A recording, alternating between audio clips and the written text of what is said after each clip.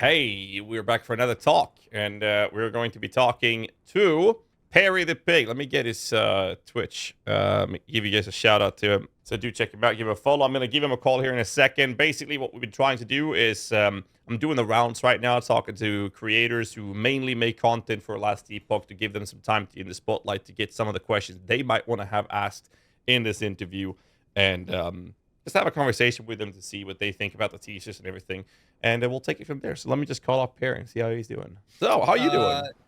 I'm doing good, man. Yeah, so like it's a press tour though, right? Like they want to be interviewing people who like have like a wider audience or people who are like not always playing Last Epoch. Like if they interview me or like if I get the like interview them, it'd be fun. But like my audience is Last Epoch audience, and like your audience is much broader because like your main game.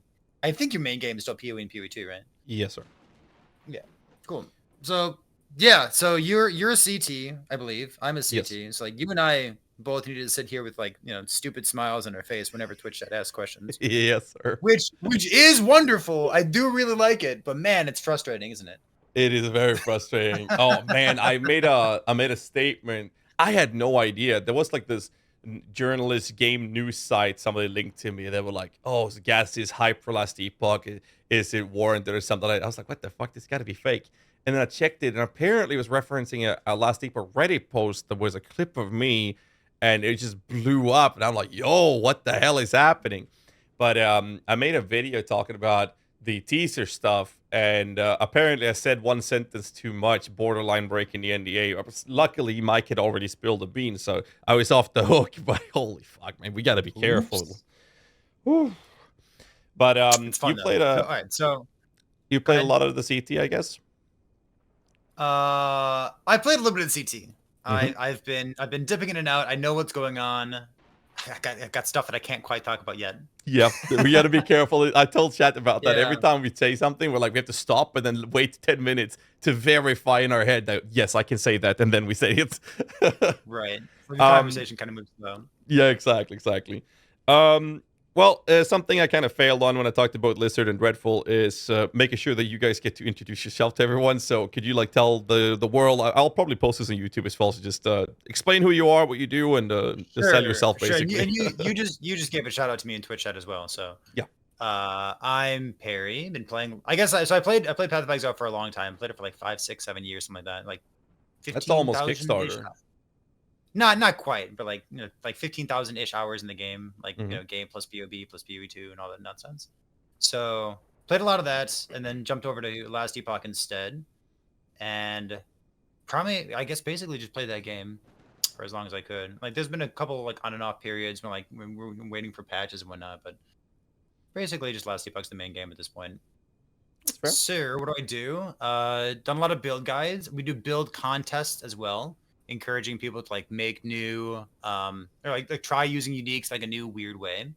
When races were a thing way back when, I did a lot of races as well, so that was fun. Got to be like rank 1 of the hardcore ladder a couple times, which was fun. Were you active in those community races? I remember one of the races like first 85 and whatnot. So much fun, dude. Yeah. The races aren't really supported right now, but like they keep telling God, what's his name? Vision GL is the guy who used to do all the management for those races, and they keep telling Vision GL like, hey, like we're gonna do those races again, like we're gonna have more support someday, and hopefully they do, because like all the new people who have missed out on those community races, like they were so much fun, like wild amounts of fun, but they're just not here anymore, so gotta do something else instead. Yeah, I remember way back, like when they were still running the standalone client, they had this race to level 85. And I was like hell-bent and stubborn as fuck. I was like, I'm going to do this as a minion build. So I played the Wraith build that if you summon too many Wraiths, you would crash your client. And the goal was basically get an arena key and then sit in the arena until you hit level 85. And the guys above me died, so I finally got rank 3. I got a trophy spot, okay? That was the last time I properly raced in this game. That's a long time ago now. So yeah, I don't know. I just I host a podcast for the game as well. It used to be called Epic Epoch. Now it's Rat City Radio. So Dread and I both publish that content out there. Yeah, you mentioned. You also mentioned you got a kid coming. I do. Yeah. So I have a kid right now. She's 3. She's hilarious, wonderful. Yeah.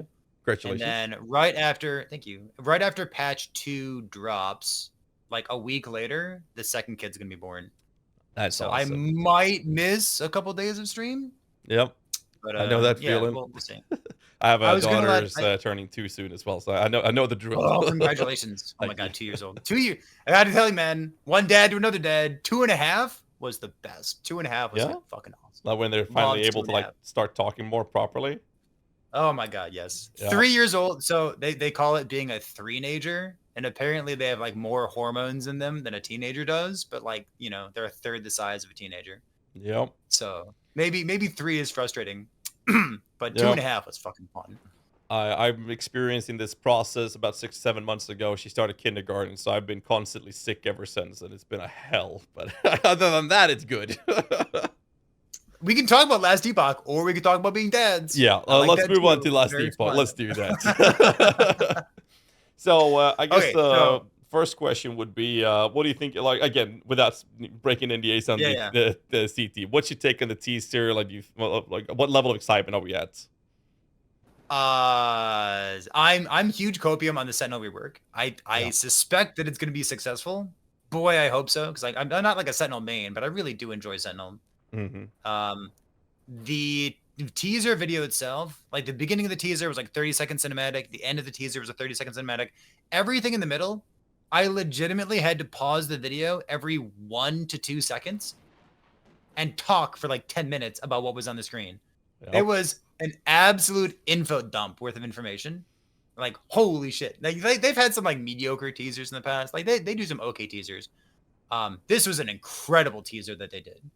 Oh, Like, yeah. I am super hyped. Like, I don't know what the champion affixes are going to be. I don't know what the affix shard's going to look like. I don't know like what's getting buffed and nerfed. I don't know what the Sentinel rework's going to be. I don't know if Heartseeker like converted to a throwing skill. Like, there's a lot of moving pieces here. And people are already asking me like, "Oh, what's the starter build? What's the starter build?" Like, dude, this is going to be an absolutely monumental patch. Oh yeah. And if it's anything less than a monumental patch, like Last Epoch's going to have a hard time, right? Because it's been No, I definitely it's been agree a long with that. time waiting for content. So like it looks like it's going to be a huge patch, and it really needs to be a huge patch. Yeah, I was talking about that earlier, saying like how important, like they chose to delay it, which I think was a smart decision. Ending up with this, and now they're really like, if this fails, they're gonna have a hard time climbing up from that hole to get the game on the map again. And based on everything we've seen, it looks like they're gonna hit the spot. Like they're gonna get that point where the game gets back on track on the map again. The problem of replayability and enjoyment of the actual end game where the game starts is instead of coming to the end game and being a boring, monotone, repetitive experience, it's going to be an interesting, engaging experience, similar to like how PoE, Chris Wilson said, once a player gets to maps, they basically own their soul. And I think that these changes is going to put Last Epoch in that category where as soon as a player gets to the Monolith, they're like, yo, look at this, the progression, the corruption scaling, quest chain to get to Aberrath, the Weaver's tree to scale up the actual generic feeling of mapping, the sheer amount of actual content you gave. I think that all of these things are going to set that tone very, very effectively. All right, so are you going to delete Arena from appearing on your Monolith web?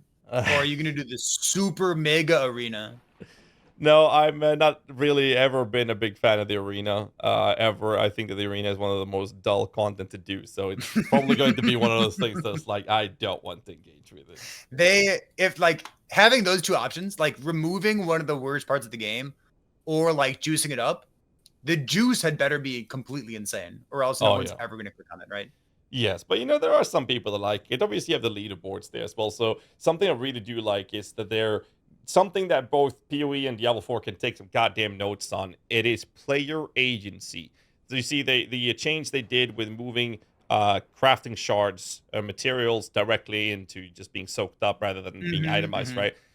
Instead of just saying it's all going to be automated, they're giving us the option. Now, I don't know why the fuck anyone would not automate that, but, there are some crazy people out there. There's one person in my Twitch chat who enjoys clicking the transfer button. Oh, God, yeah. Like and I said. That's the target audience. That one guy is the target audience. But it doesn't cost that much to give the player the option to do that. So I just don't see it. Like, D4 still don't have a map overlay. Like, just give the players the option. That's all we want. So the people that want it can play with it, and people who don't want can play without it. It's just that simple. And I like how Last Epoch is handling that player agency of giving us the control of how we want to engage with it. So that's a good change in my opinion. Like even how stupid it sounds, like clicking that button. I'm sorry, whoever that guy is, but it's like it sounds stupid to me. But in the end, them giving us the option is massive, in my opinion. It just shows how well they do care about the community and our desires as well. Okay, so what questions have you gathered so far of like So things you want to ask? You said you wanted like more technical, like more mechanical questions, right? yes. Now, I haven't added any of my personal questions. I'll be doing some research myself, making sure that I get a good set of questions for this. What I wanted to do is I will do my best. I don't want to say I promise or guarantee that the question from Conti could get in case something happens, but I'm gonna make sure that 99% I'll get it in. So the listener, Lizard IRL said that he wanted to ask about devs not being comfortable sharing like DPS thresholds, so what they desire players to be at in certain increments in the end game, to be more Hmm. transparent of what they kind of expect for players to be at in certain corruption levels. And Dreadful was about minions. Thank you, because then I can say that this is his question, not mine. He wanted to talk about their plans to improve minion builds clear speed efficiency, and mostly referring to melee minions, since range minions still have the possibility to create what I refer to as decent AoE coverage, which Hmm. minions in melee form severely lack. Their AoE is really bad. They have to walk up to the targets and all that. So that entails that is within the realm of melee, right? So you wanted to talk about that because of the comparison between the idea of farming favor item experience is gated behind Monolith clear speed, and that being Hmm. such a high pressure in the current state of the game that playing a minion build feels like you're basically putting yourself in a wheelchair compared to basically any other build, right? So that's the kind of question he has. And now we're at you. Yeah, so I think you're gonna have a really hard time getting an answer from the devs talking about like what the DPS threshold is gonna be. Because like, what are Yeah. they gonna say? Like, 1 million DPS is what we expect you to have. Like, they're never gonna give a straight answer like that. I think that the But better way to steer that question is I was talking about this earlier as well. I think that a good way to steer it is ask the question that's listed one of that question as. So I'll try to make sure I do that. And then I guess the better question to turn that into is more about where they expect players to be at. Because like I think they talked about that for the last season, the first season launch, where they wanted end mhm. game high performing builds to be a 300 plus corruption. Now, obviously, this turned into several thousand corruption, but that's a different topic, which I'll obviously want to Right, cover. right. Because like corruption's like scales slower in difficulty than it has before. Exactly. So like, I think that's more like the state that we want to have the answer be around where they want like end game high performing builds should be within the realm of this type of corruption. Now, if it goes higher, Mhm. great, but that's kind of where they want it to be. So I think that's kind of like the target of that kind of question that I'm aiming for, personally, at least. Yeah, I'd be expecting that they want you to like be able to complete the Aberoth timeline or like the Aberoth quest line because Yeah. they just nerfed it. It should be an easier encounter, and like the Uber Aberoth should be aspirational. Not everyone's gonna be able to accomplish it, right? Yeah, yeah, So that like seems to be Uber, the case, or at sorry, least. normal Aberoth is 300, which I think is where that number comes from. And Hmm. like just because people are able to push to 1,000, like that question gets a lot of like gets memed on from people in the Hmm. community. It's like, oh man, they expect us to be 300 and we're 3,000, right? So Yeah, yeah, I for don't sure. know. What would a good question be? So the very first Twitch chat question was talking about health and ward balance. Hmm. And like people who've been around for a long time have seen, have seen the pendulum swing in both ways. Yes. But like just the mechanical fact that, ward is uncapped, and as you generate more of it, you can like keep more of it as well. And all the support that it has, different affixes in different classes. And like health just like doesn't really have that much support. Endurance is interesting, but like give me more, give me like literally more health modifiers or something like that. So hearing just a refreshed response from them on the balance between the two and like what they expect, like health versus ward build to be. So something like balanced approach to compare HP versus ward, essentially. Mm-hmm. And like it's a question that they've been asked many times. Like Yeah. tell us how you're currently feeling about it. Yeah. No, I think that's a really good one. It's also something that I tend to bring up. So I think that's a good segue. I can use your question in there to segue into something like that. I think that's a good one. Mm-hmm. I mean, it's like you said, it's the pendulum swung both ways, right? And obviously, a perfect world would be both to be competitive for end game play. But the sheer quantity of war that you can stack and sustain is, the current state at least is just kind of obnoxious compared to the available tools that is available for HP play. Now we do have the new gloves, which I believe is going to drop from was it Uber Aberrath or if it was from Mm-hmm. one of the other Weaver bosses. Yeah, it Um, should be Uber Aberoth. Yeah, because that one looked cracked. I could just think of Death Seal Liches with or something. It just like looked fucking crazy. You mentioned Lizard, and I am surprised that he didn't ask this question because we have a Sentinel update coming up as well, and they specifically mentioned multi-strike as something that they're going to be changing, where like it's going to shotgun and single target, which Mm. sounds good. And one of Lizard's complaints from 16 years ago was, why do melee skills have one flat damage, like inherently to them, and like all of your flat damage comes from the weapon itself, whereas like a spell, your spells have flat damage, and then your weapon also has flat damage on top of that. So like Mm. weapons can craft flat damage, but spells can't craft flat damage on a prefix of a weapon. So like it's not apples and oranges that you're comparing. But I guess the question would be this: like we have a Sentinel rework. Is melee changing? How do you feel about melee? You know, there's a lot of like damage over time circles on the ground, and damage over time is hard to mitigate. And you know, a melee character needs to try to avoid those circles on the ground when you're fighting one of these bosses. Like how would they feel about like melee in general, and like are any of those considerations going into the Sentinel rework? Hmm.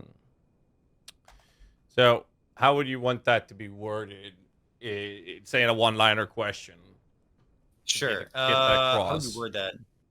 Because I can very easily do that question instead. Because the balance approach of comparing HP and ward, I intend to ask that already, so I can just take Yeah. that as my own, and then we can have another one of your questions instead to get more of it out, if you'd prefer that. Twitch chat, help me. How do you phrase the melee question? Melee is in a hard spot because it needs to avoid ground effects, and like range builds don't need to avoid those ground effects. Sentinel has a lot of melee options.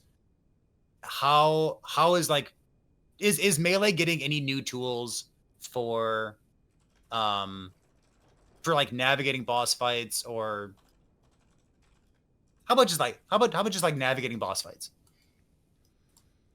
You could Hmm. ask about the flat damage as well, but at some point you got to narrow the question down. Yeah. Like, So is melee getting any new tools other than like Sentinel's melee? What you got? So basically, something that lines up pretexting a question saying, well, ranged and/or minions or proxy damage totems have the opportunity to place their damage sources out and then spend their time dodging enemy attacks, especially when it comes to fights like the Uber Aberrath, which is going to be much harder, right? So I guess with that in mind, is melee going to be getting some tools to help them be able to either straight up just face tank these type of effects, or giving them the possibility to have damage output either be higher, or as a compensation of them losing to no damage when they start dodging things. Something along those Mm-hmm. lines. Something along those lines. Yeah. Because like Uh, Sentinel does have a lot of melee stuff. They already talked about mm, multi strike. Like, okay, so is this going to be like the same pain as we've had in the past? Do we get new tools? Do I have options for building something, new gear, new affixes? I don't know. Did No, the I can think Sentinel of it. rework change how you approach melee in general? That's a good way of phrasing it. I like that. Say that again. Someone in Twitch chat said, "Did the Sentinel rework change how you approach melee in general?" That's not bad. Work change the approach of melee in general. Um, and then I'll add some notes so I can pretext it. Melee and hard sport due to ground versus range versus due to ground spot effects. Is melee getting new tools navigating boss fights with the introduction of Uber Aberrath? There you go. Brilliant. All right, that's the question. Let's talk about the teaser for a little bit. So something I talked about to both Dreadful and Lizard about, I'm talking about on stream, is a lot about corruption and kind of the expected. Like we mentioned that earlier, where the idea that they had was they wanted the end game good builds to be kind of farming around 300 corruption, and that's obviously got blown out of the fucking waters immediately by thousands of corruption Mm-hmm. as a result. And they made some changes to this. It seems like both me, Dreadful, and Lizard are kind of in the idea that maybe they should have like a hard cap of how far corruption actually does scale the rewards you're getting, and let it be infinitely scaling. But at some point, like, you're not getting any more benefits for high corruption other than like a corruption leaderboard, so boasting rights or something. That's something we seem to be on the same page on. Are you on that page, or are you on the other side of the book at Oh, this point? yeah. So I think we already need to go back to something you mentioned previously, which is the favor farming. Mm-hmm. and like corruption is favor farming. So like those two are the same conversation. Yes. So your Twitch probably knows this already because they're all brilliant people. But just to give some context, the corruption in the past used to scale difficulty much harder. Where like if somebody was comfortably farming 500 corruption, you'd say, "Wow, that's a huge build," Yeah. like that's a really impressive thing to do. And you'd have modifiers for like enemies deal percent increase elemental damage that were like 200. Like they were absolutely massive. Which is to say, the difficulty of corruption in the past came from the modifiers that you were clicking on. So you could, dodge, dip, duck, dive around and avoid those modifiers, but that's not how it works anymore. So these days, the corruption difficulty is like a very slow slope, and it's like a very gradual rise in difficulty. So like monster difficulty comes basically all from corruption and very little from the individual modifiers, which is kind of flip-flops how it used to be. Which is to say, if you can do 400 corruption, 800 corruption is literally twice as difficult as 400 corruption. So monsters are going to take twice as long to kill. If you can do 400 corruption and kill a monster in 1 second, you can kill a monster in 2 seconds at 800 corruption. Like it's a very slow difficulty curve. Which is why you see people like, farming 1,000 corruption. It's like, it's cool to farm 1,000 corruption, but it's not nearly, it's a completely different system that it used to be like before 1.0.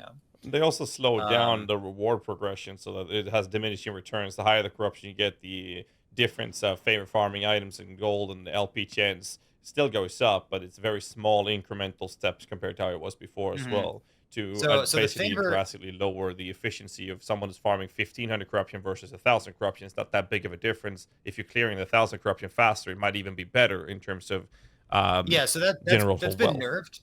And for the tryhard people who want to farm for the next 1,000 hours on one single patch, it seems like people are pretty comfortable saying that you just want to be at 1,000 corruption clearing quickly, and beyond that, like don't even worry about it. Just chill at 1,000 corruption for the purpose of favor gain. That's not necessarily a bad thing, but like, should EHD worry about how to communicate that to the player base? Should they tell a new player those kinds of things? And the answer is probably no. But like, even for the most casual player, like if you're playing your character into endgame, like if you're dinging like level 100, for example, casual level 100, whatever. But for someone who dings level 100, like you want to engage with the market if you're Merchants Guild, you want to do prophecies if you're COF, and you very quickly realize what you and I already know, which is the only thing that matters is favor gain. Yeah. And that favor gain comes from speed clearing at about 1,000 corruption. So is that the right number? Should that number be easier to get to? Like corruption pushing is way easier now than it's ever been in the past. And like, I don't know, it's probably fine, isn't it? I don't mind it that much. I just feel like the general population's expectancy of what to play is directly impacted by it's our fault, content creators, right? So when there's also been like a number of patches that have been dominated with like completely insane builds that are like either extreme outliers or very much so bugged in some way. Oh yeah, for sure. Like every new patch is just like the YouTube thumbnail of like, this build's completely insane, and it is, because it's either Falconer or it's bugged or it's Falconer and bugged. You know what I mean? Yes. And like as soon as you take out the completely insane builds like that, Last Epoch has like tons and tons of build diversity. Oh yeah, it's just now with the set items, it's gonna be even better. Yeah, but like it's just that like the outliers they're not outliers by a factor of 2. They're outliers by a factor of like 100. Yeah, exactly. You know what I mean? So people look at that and they're like, why would I play anything else? And it's like, well, because not every build is supposed to be like that. But that's like the sad part. Because like I spoke with that about Dread as well. It's really sad when you're like Dread makes a lot of builds, right? And I like playing with some fun builds. So the last Minion build I played, for example, was an auto bomber. I had so much fun playing it. And as soon as I started comparing it to like the outliers, I was like, yeah, this build sucks. Yeah, it's garbage. It's fucking terrible, dude. I'm sorry. Yeah. But I mean, I got it to fucking Aberrath, and I mean, it was fun, it took a while. and you enjoyed it. So yeah. So that's more of a reputational thing that Last Epoch and EHG are just gonna have to like shake over time. They need to deliver 3 or 4 patches in a row where that nonsense doesn't happen, and then people were like, get over it. Yeah. So I mean, that's a fair. That's on them. That's fair. How about this question for you then? So again, trying to avoid the NDA CT stuff, but basically the things that has been revealed and is public, the teaser. If you had to pick one thing that you're most excited about for the new seasonal launch, what would that be? What's the new thing? Set items not being garbage. Yeah. We've spent so much time making fun of set items. Like, what if they weren't trash? What if I did put them on my loot filter? You know, Yeah. like that's that's a completely different video game. COF So now happy that'd to be pretty drop the cool. entire set as well. Yeah, right. Holy shit. Oh man. The new crafting materials allowing you to like manipulate the exalted affixes sound extremely exciting. Oh yeah, for Um, sure. I was giving examples of like what this might look like in the future. Like during Merchants Guild in season 1, I guess like 1.1, like the Frostclaw stuff with Sork, Mhm. that was it was super expensive to find a relic that had +4 Frostclaw on it because people Mm. wanted to slam it on their LPs, right? Yeah, yeah, yeah. And like these days, I guess like next patch, all you need to do is find a relic with a singular tier 1 or tier 7 modifier on it, Yep. and then you just craft tier 1 Frostclaw, and then you just like flip it until it hits. Yep. It's like I all really like all of these. our all of our all of our knowledge about like what to price things at for you poor people who play Merchants Guild. Like, what on earth are you going to price things at? I don't know. Oh man. Yeah, well, at least those items should be Everything's a billion cheaper. gold. Yeah, or that. I That's don't one know. or the other, right? But I mean, you're a COF fan, right? I love COF. People are talking like, "Oh man, COF's getting nerfed because now you need to pick up every fucking item and keep it in your stash." And it's like, you know what? We'll figure it out. It's fine. Yeah, I mean that's something Like, Red was talking about, and like he's more of an MG guy, but you know that already. And yeah, it's he's like he's kind of a doomer too. Just like, you know what? We haven't played with it yet. We I don't don't. know what the relative rarity of these like relics or the runes and glyphs is going to Yeah, be. they said that we're Like, going to be well, a we'll little just rarer than we'll wait. Ascendance runes, right? But then again, if you're playing COF, I'm expecting there to be some prophecies around them as well, so I don't mind it. Right? Yeah, I So, don't know. like, yeah, but I mean, I see the stash issue. That's obviously a problem. Something I talked a little bit about as well is like my main two concerns for Last Epoch was first off was the fact that when a player finally got to end game, that was just a monotone, boring, very long slog, and that lost interest. A lot of people lost interest at that point to stop. Mm-hmm, And I mm-hmm. think that the new seasonal change is going to fix that problem. So that is my second most exciting thing for the season launch. But I'm with you on the fact that I actually do think that the set part that they're doing is so cool. But COF and MG is like, sure, you get that the stash issue and whatnot. But the second concern I have is actually related to that with the stashes. And that is the loading when you're clicking on a stash. And my understanding is that it still hasn't been fixed. And I really hope they fix it because otherwise that Oh, do you mean issue the is going to lag? shadow a lot of the good things. Like the like lag hiccup that you get when you open your stash and you Yes. have 100 stash Yes. tabs? Yeah. Yeah, well. So I really hope they're I gonna hope they address fix it. that because I think that stuff like that is going to make the game feel, at least for the new players that's coming in to try the game out. If that's still in there, I fear that they might feel like, oh my god, performance is really bad in the game, and that's gonna put all these amazing things they're doing. It's gonna be a little bit in the shadow as a result of something Mhm. stupid as that, in my opinion. So I really hope they fix that. So you were asking me like what am I looking forward to in the Yes. upcoming patch, and I said So the set crafting, and like as I people like trickle into Twitch chat and they're like, hey, like what's coming new in the patch, and I realized that there's really two things that I highlight when someone asks me that question, and that is like first of all the set crafting, which is cool and exciting, and we need more information on it, and the idols. oh Like power yes. creep is I'm worried about power creep, but on the other hand, living in the moment, that sounds completely insane. Yep. We're gonna have idols that have 4 affixes instead of 2, and it's a completely new pool of affixes that we haven't seen yet. Yep. Like that's so, the potential for power creep is absolutely insane. Oh And yeah. you know what? I want to see it. I want my damage number to go big. I want my HP to go big. I don't know. Yeah. I No, can't I'm wait with for you. it. It's gonna be fun. I Very mean, high potential. as a fellow COF enjoyer, we've always had this idea, like some of the builds, like, yeah, you're gonna want to have double life idols. And I'm like, okay, yeah, let me just farm for the next Double two life idols months are before I so find them. boring. Yeah, they're boring, Ooh, but it's they're like so takes such boring. a long time to find the idols as well. And like if you play merchant guilds, like, yeah, give me half an hour and then I'll just buy all Yeah, of I'll just go them. buy them, right? Yeah. And now when they were like crafting idols, I'm like, yo, this is again just emphasizing my excitement for playing COF. So like, I'm very excited for it. But the Merchant Guild does I have mean, its perks of like you can just you play more builds, right? you could potentially take that and form it into a question for the interview if you wanted to, because like the double HP idols, they kind of describe a problem that's existed for a long time.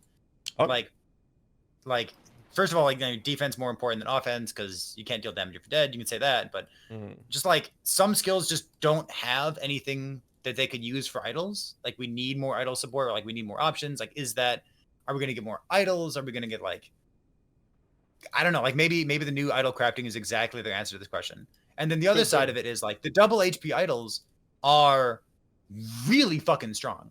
Hmm. And like the idols that currently exist in the game, like sure, you can get an idol that says like, you gain plus 100% increased damage. And 100% increased damage is a lot. Or you could have like plus 2,000 life by just equipping these idols. Yeah. And like double HP idols have kind of been a stain for a long time. Where Yes, like I you need to agree. kind of forget that they exist in order to, explore other options. Oh yeah, but that also comes down to the process of lacking support to the HP versus ward stuff. Because most of the times where you Mm-hmm. can engage with other things, that's mostly going with builds that are no longer giving a shit about life because you're going ward. Unless Mm-hmm. depending on the build, you go low life, you still want to have life. So I mean, it's the limitations are kind of annoying, and that is also to some degree a direct directly correlated to the process of HP and ward lacking toolkits for the war HP process, right? Of using that as your main layer Yeah, of yeah. defense, right? So I guess if you wanted to form that into a question, you'd ask like do you take into consideration how people build their characters when you are buffing and nerfing and introducing new affixes into the game? You'd have to workshop that question. It's not a Yeah, good yeah, of question yet, course, agree. No, I but see like what you're saying. No, for sure, for sure. but like it's this problem where like these double HP idols exist. You have this brand new exciting system for affixes. Are people still just going to use double HP affixes or double HP idols? I hope not. That'd be terrible if that were true. If they introduce something brand Um, new and then everyone's like, yeah, fuck it, I'm just gonna use HP idols instead.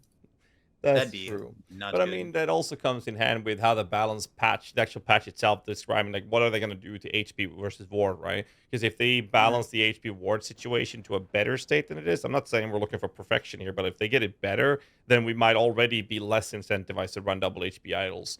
And that will further incentivize us to do these things, unless we just gonna end up in a position where whatever Weaver's Touch idols we're gonna craft is gonna be like, well, you're gonna have to have these two life mods, and then you can have fun with the other two mods on them, Yeah, right. Like, what right? if in the new pool of modifiers there's life, Yeah, and I mean, then we're right? back Like on square that's almost one. a bad thing, isn't it? Yes, It's I like agree okay, yeah, with that. you can only craft them with Weaver's Will, so like you need to like unveil or not, unveil, but whatever it's called, Yeah, yeah, yeah, exactly. and then It's like score you me. just keep going until you get like life, armor, damage affix. Yeah. Like I don't want that. I don't want to sit there and re-roll until I hit like life, armor damage. I want cool and exciting, flashy modifiers Yeah, I mean, I think for the life idle system gear. definitely needs some work, but I mean, obviously they have done work on it, so it's gonna be fun to see. But it does generally come down to the balance situation of life versus ward, which is one of the reasons why I want to bring up that topic in the interview on Friday, because I think that Mm. if they create a situation where you can choose either or, and you're not pushed into double HP idols and all those things, I would rather see them remove all types of defensive layers of idols and just have them be interesting mechanical changes, like the Wraith one, making flame wraiths instead as an example of an Yeah. interesting modifier or damage modifier. So I think that would be more exciting. But in the end, it all comes down to the idea that you need to have, due to the aspirational endgame content the way it is. Obviously you have the outlier builds like a Glass Cannon Falconeer that you just bum rush everything. You see them on the YouTube videos. Dread was talking about that. They're not going to show you their monolith tree where the 60,000 different monolith they've died in, but they're going to show you the one they didn't die in, right? Because they're going full Glass Cannon. But most builds aren't Completely like agree. that, right? You have these outliers like the 40,000 ward builds, and it's like, okay, well, I mean, obviously that's the main priority. That's how you stay alive, even in thousands of corruptions, right? So it's Mm. gonna be interesting to see how they're gonna tackle that aspect of the game in general. We'll see where we land. But I think we just remove all defenses. remove all defense, yeah. I You mean, remove all obviously this is a defenses. balance The question. only the only build decisions you get to make are like how much damage you deal, what flavor damage you have. Just like who needs it. Yeah. That was gonna be fun to see how the patch is going to balance the whole idea of the I can't defensive wait for it. layers. It's gonna be very interesting. But then again, I mean, we talked about like the end game replayability. You play the CT, and I mean, what we can say is that there's a shitload of content to engage with in every monolith. It's like it's so much compared to what it is in the live game right now. It's gonna be very interesting and fun to see people's reaction to it. All right, so you're still the minion guy. Are you doing like Sentinel minions? So the fun fact here is that I've actually mainly focused on Sentinel and some Warlock stuff with damage over time. Obviously, we can't say in public much more than that, but that's been my two main things I've been doing on the CT. And after tonight's stream is the first time in the CT that I'm actually going to finally touch minions. So, but yeah, yes, people still call me the minion guy, but I haven't even touched them in the CT yet because I've been so So excited about the Sentinel. okay, so lock it in. Manifest Armor is going to be OP, and you're going to start playing it when the Yeah, patch drops. no, it sounds about right. Okay, got it. I understand. Good. Yeah. So yeah, I mean, we'll see. The balance patches and the patch notes will obviously dictate quite a lot. Now with the set item information, I mean, I like the cold dread shade approach with the Lich's Scorn, but we don't know what kind of modifiers these set shards are going to give us. We know they're going to Like give us a set item bonus. like the set shards and like the champion affixes. We just have Yeah. like no. There's so much. We just like we have no idea. One of the champion affixes is like a smite idol, Oh, which is like a hugely impactful modifier. You know, chance to cast smite on hit with throwing yep. skills, Mm-hmm. and like that is build defining right there. And that's just like an affix that you can get. Yeah. Like holy shit. So that's like, It's like, yeah, it obviously. could be, yeah. The champion affixes could be anything. We don't really know. Exactly. I mean, that's again one of those things. Like we've seen some stuff in the CT, but I just want to point out for anyone listening to this on YouTube or Twitch, doesn't matter right now. I'm like, we that play the CT, we have far from all the information. There's so much we have seen nothing of, and we don't even get access to it. So like, there's a lot of things that we don't know. I heard this like new minion amulet. Have you heard about that one? It says like when you use Bone Curse, it applies like acid skin or something. I'm not sure how much we're allowed to say. Well, no, it's been in the teaser. It was in the teaser. It was in the teaser. Okay, I'm being really careful. Oh shit! No, Oh, I made a video about it as well. I'm giving myself a shout out here because I helped create that item. Okay, I'm just getting a little concerned here because I'm being really careful. You know, I made a video talking about the sets, like, and I made one sentence too much on the video on that, and people were like, "No, guys, you broke NDA." And I'm like, then I looked at the teaser, like, if I had not played the CT, that is exactly how I would have interpreted the crafting of it. So I was like, and Mike spilled the beans like a day before, so I was off the hook. But I was like, yo, that was scary as fuck. So now I'm like, I ain't saying shit. I've had EHG people like hanging out in my Twitch chat, you know, around this time, like right before a patch drops or something, and like they DM'd me afterward, and they're like, I can see the smile on your face, and I can see that you're just like you're really fucking struggling, not saying anything. And I was like, yeah, I mean, I am struggling. Like it's fun, yeah, but it's really hard. And like the person replied to me, they're like, yeah, I mean, I have fun with that too. Yeah, just like everything. It's like a month of just having a shitty grin on your face, just like yeah. Who knows? But like even like the idol crafting, champion, there's a lot we haven't gotten access to in the CTA. There's a lot we don't know, and that's going to obviously, hopefully, like you mentioned, like if we get something like that from a champion affix, like the smite on hit with rings or the throw attacks, like that's gonna be build defining. That's gonna enable that entire archetype to get easily started, and there's just so much that we can do with it. And that's something ESG has done very well with Last Epoch. It is, if we take away the idea of looking at outliers, you mentioned this earlier as well, like the level of build diversity is so vast in this game, and people are like missing out on it because everybody well, not everybody, but a vast majority of the players just want to go for the flavor of the month and look at the outliers. That's what you're going to play, or you're going to be bad about it, right? So I hope that some of the balance changes. There are so many like A and B tier builds. Oh, yeah, for sure. Ton of them. And then there's like one S that makes you blind to everything else. Would you agree that like my statement has always been that a build that does well is a build that can get to the point of clearing the progressional state to get to Abrath. You know, in Ubrath, Aberrath. I'm just talking about getting to 300 corruption. If your build is able to farm at 300 up to 400 corruption, that, in my opinion, is a good build. Whether or not that build can do 1,000 corruption, I don't really care too much about, because that allows the player to clear everything the game has to offer. Are you in the same page of the book here, or do you feel something differently about it? 300 so low, like. No, it is low. It is. It's hard to set the barrier that low. I'd say like, so like good doesn't mean perfect. Like you could say like a good, a great, a crazy, and then like an OP, like whatever your words want to be. Mm. But like comfortably farming, when I say comfortably farming, I mean like you're not really reading modifiers. You're just like, Alk and go, yeah. you know what I mean? Yeah. So like if you can Alk and go at like 1,000 corruption, like that's a great build. Oh, yeah. It's perfect. I definitely agree that would be like I a great build. It's just like the build diversity opens up so much. If you're considering the build to be good at a lower corruption stage, because like anything above 300 corruption in the current state of the game is just increasing rewards, right? So It is. you have to get a better build Yeah. to be able to handle that. But at 300 corruption, you have now access to everything the game has to offer, including the Aberrath fight. And if the build is able to do those I would things, put it that's it, right? I would put it like 500 or 600, but like Mm. realistically 500, 600 are like very similar to 300. Yeah, exactly, So, exactly. yeah. I mean, that's a fair take.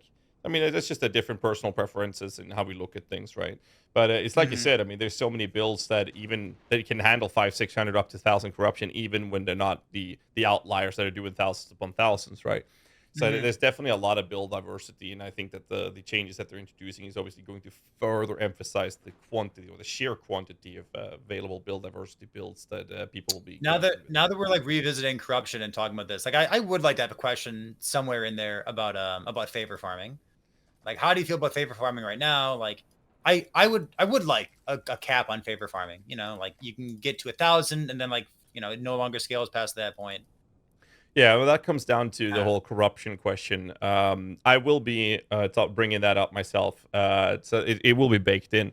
I'm going to talk about corruption scaling in general, and favor is going to be part of that, since that is the main part of it. And the second part is obviously items and LP chance, and then you have gold as well as general mhm. character player experience, right?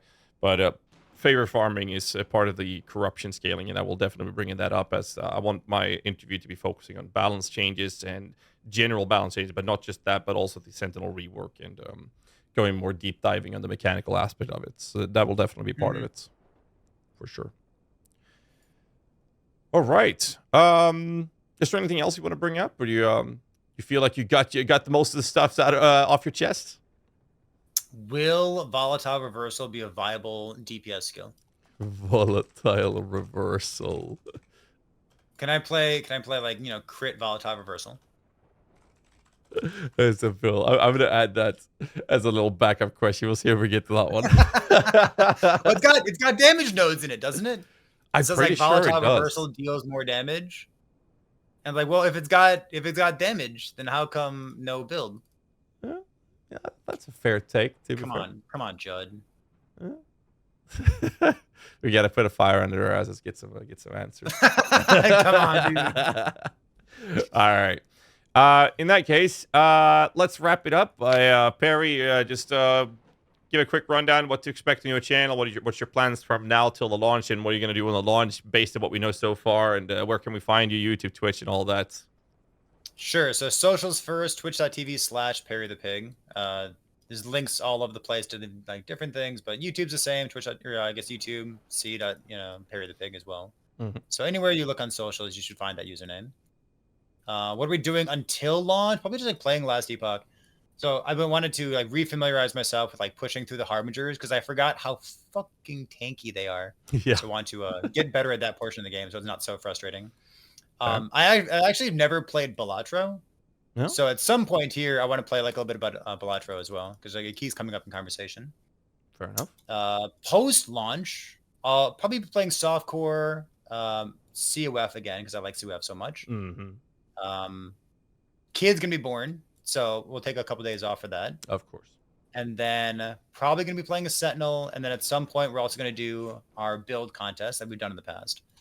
So it might be the Pearls of the Swine amulets because it's so cool. Might be a different unique item that we haven't seen yet, but we'll see. Some kind of build contest because those have been fun in the past. Yeah. Sounds great, dude. All right, well, Perry, I'll thank you for coming on the call and wish you the best of luck with the kid. And it's always awesome. So best of luck with that. And I'll see you in the director in the coming weeks, I guess. Bet. All right, I'll see you next time. Thanks, dude. Cheers, man. Bye-bye. All right, that was Perry the Pig. That's it. We'll leave some links in the description down below. Don't forget to like button, subscribe for more content, all that jazz, and give him a follow as well. And I'll see you guys in the next one. So till then, stay safe and keep rocking.